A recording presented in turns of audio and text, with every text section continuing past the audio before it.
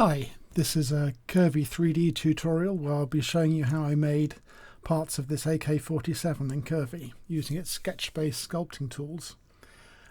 Most of the gun was made of simple cylinders, cubes and slabs drawn straight into Curvy, but a few parts, namely the wooden parts and the shoulder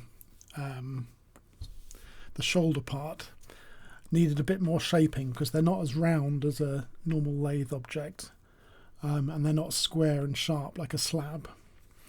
So I'll be showing you how I made these wooden parts using the trim command. To start with, I drew a lathe, so I get the basic profile, drawing the top and the bottom edges of the piece. And then I use the curve rulers to shape the curves, make them a bit straighter. I can redraw parts of the curve to make it fit what I want it to be. I'm making it larger than the shape I need because we're going to trim down the bits we don't want into flat sides. So once I've got the basic shape as a lathe, you can see it's quite round in the front view. I can then go to Mesh, Deform, and trim it into shape. So that we use the Mesh menu, Deform, Trim Surface, and then we draw lines to say where the trim should happen. And we can use the rulers on these lines too to make them sharper or straighter.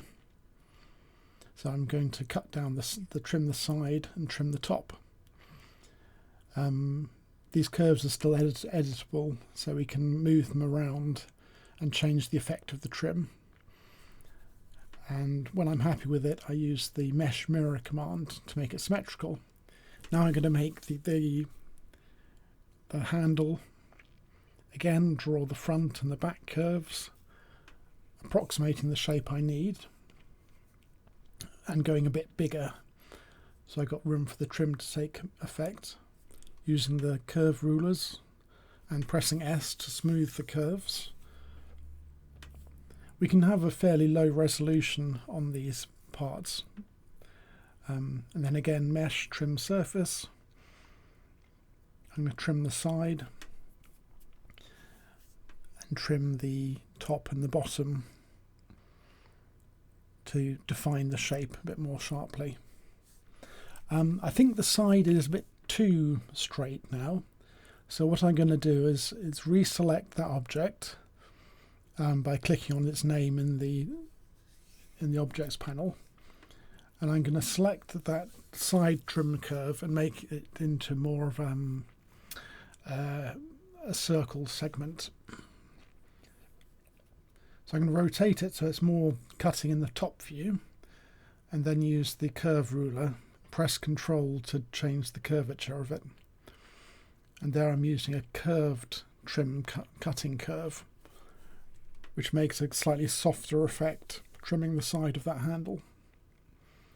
And again using Mesh Mirror to make it symmetrical.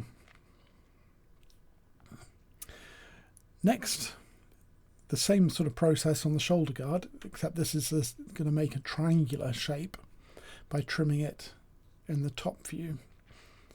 Again, we draw the lathe, get it the right shape, and then we go in with the Deform Trim Surface. So I'm cutting a different shape out of the back, and then out of the top I'm cutting another scoop, which when it's mirrored will make a triangular type profile. And that's that piece done. So next I'm going to show you how I made the ammunition holster, what is it, the ammo clip. I drew a lathe with a curve and then another sort of T shape in the top view with my second curve of the lathe. I'm going to duplicate or clone that curve and move it into position at the end of the the first curve. So we've got 3 curves. One, the long curve along the back of the clip. Second, the curve at the top of the clip, and then the curve at the bottom. I'm going to take that bottom curve and copy it and paste it into a slab, and then use Curve Mirror to make a slab which fits the end of the clip. And this is going to be like a little strut, giving strength to the clip.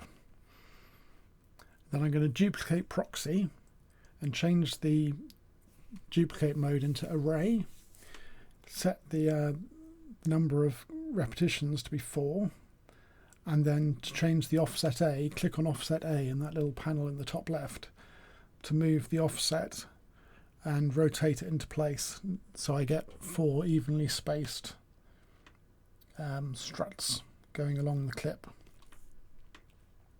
I want to make one more strut which curves with the clip, so I'm going to make a duplicate of that first loft and trim its curve down